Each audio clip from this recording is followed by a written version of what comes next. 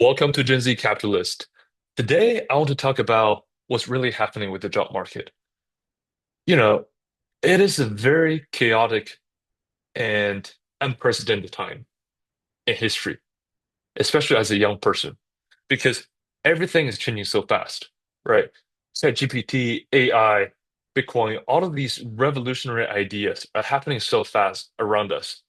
And there are some hidden truths that people are not talking about. Um, First is it will be very difficult to accept that very soon machine will be smarter than human, right? In the last 10 years, although, AI has developed or machine learning has developed in certain areas, obviously automation makes people more productive, but it's never had this general intelligence uh, that's completely overwhelms human intelligence. As humans, we actually have two very special trace. Our brain is very energy efficient. Even computer chips right now today, to do the amount of thinking we do right now, they need to spend so much energy. But the good thing, I mean, um, the other side of the argument is that, obviously machines are much more scalable and we're much more complex as human beings. Our body is actually amazing too. If you look at professional athletes, when you do progressive overload and when you train your body to specialize in certain things, you will be amazed all over the world how amazing human body is. But as amazing as it is, it's not more amazing than robots. Robots can still do, in the future, robots will be smarter and, you know, stronger in every way than us. But that comes a problem because kind of the old model of thinking is that, you go to school or that's not even required. Like you study something, like you dedicate 5 years, 4 years in college, and then maybe internship. You get into industry and you're working in that industry and the economy works. But as productivity explodes, one person can run an entire farm. And we enter this unprecedented level of, wealth inequality, which occurs naturally because workers can protest all they want, and you see in the history, usually workers protest first, and then there's some like temporary solutions, but eventually these workers are just not needed anymore, myself included. I'm an engineer. As I'm talking about this, I'm talking about every profession, not just physical labor. I'm talking about white collar, blue collar, every kinds of job. um there will be a point where we completely rethink our society. When our productivity, no matter matters in society. Um, and young people are riding this wave, right? Imagine if you're in law school right now. Imagine you're in law school right now, very, very, traditionally promising career, and you see ChatGPT able to synthesize or read 10, like maybe 100 law books, right? It's not possible, like in the training phase of the model. Um, how can you compete with that? Just and think about how much better it's going to become.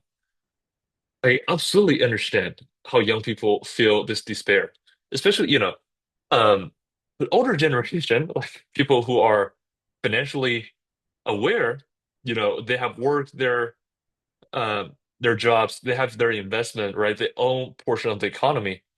But it just seems like so many people are stuck in this old model and they're in the middle of it, right? Like you have went to school, maybe you have taken out student loan. Like student loan is another huge issue. Um, and you can say like tax rich all you want. First of all, even if you take all of the wealth of the billionaires and their wealth are in stocks, right? So if you try to liquidate them all, I mean it's gonna tank the stock. So let's say if somebody, Elon Musk, has 300 billion net worth, you cannot liquidate 300 billion cash because, you know, if he sells that much, obviously the stock's gonna tank a lot. Assume you can just magically like ex convert the equity to cash. It's still going to solve the spending problem, right? The national debt, the government spends $6 trillion a year. The spending is obviously the issue here because even if you take all of the rich people's money, it's only going to last a year or two. So, um, Inflation makes, stocks go up, assets go up, but it makes your income to asset ratio more skewed. Meaning, a couple years ago, S&P 500 might be at, right now it's at 6,000. A couple years ago might be 4,000. If you're making the same income and you're investing, you were able to buy much more stocks back then. And like the majority of the wealth are already, you know, owned by people. That's why. But here's my encouraging message. We're all going through this, right? We don't know what's going to come out of the other side of this. Obviously, I think robotics are going to help productivity to increase. And my sincere hope is that when it happens, for example, if a company can magically produce all of the food in the world, they have to price it below the restaurants today. Otherwise, they're not competitive, right? So maybe you can have a steak dinner for $5, but maybe a lot of local restaurants will be out of business. So that's kind of the nature of automation. It might drive down price, but also it causes unemployment. Um, as a young person myself, I'm very young. I'm a Gen Z capitalist. Um, I am very focused on acquiring assets, and not only stocks, but also the reason. Think about it this way. I don't think I've not heard anybody talk about this. You know, financial networks are really consensus networks. S&P 500 are worth so much because there are generations of Americans who have seen how powerful the American empire is. And they believe, for example, I believe US dollar is, right now is still the strongest currency in the world. But there are people who just refuse to understand what Bitcoin is because, oh, US dollar is perfect. Our country is so powerful. They're not 100% wrong, but they also have this bias that, nothing will change. So, I'm just thinking about with my income, what kind of assets are still mispriced that I can still acquire, right? Stocks, as I mentioned, people have been buying this for decades. S&P 500 is 6,000 right now. And if you pour all of your money into that, obviously you're going to do better than people who don't have any investment, which is actually a lot of people. But how can you make your dollar really count? I'm always looking for these misplaced assets. Um, I want to end this video on a hopeful note. I believe, if you look at our standard of living, it is still significantly higher compared to decades ago because of the advancement of technology.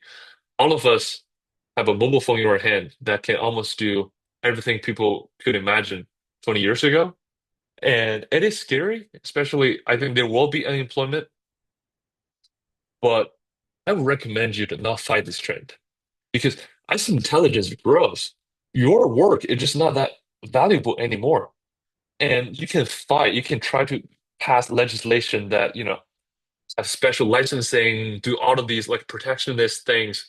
So to make yourself irreplaceable, I, you know, I wouldn't want to be a blacksmith fighting the revolution of, automobile. You know, blacksmith, they might want horses to be the main source of transportation. But when the productivity uh it is so different, it is on a different scale, different on a different level. You see all of the workers on the dock, right? They're demanding like $65 per hour or any wage increase. Maybe they're going to succeed. But you know what? They're not going to stop another dock in Singapore, in Japan, using the latest technology, and they can have a fully automated dock with no human workers. And you can fight all you want, and then the global trade will eventually shift to the free economies. And trust me, there's still countries in the world who want to take advantage of this opportunity.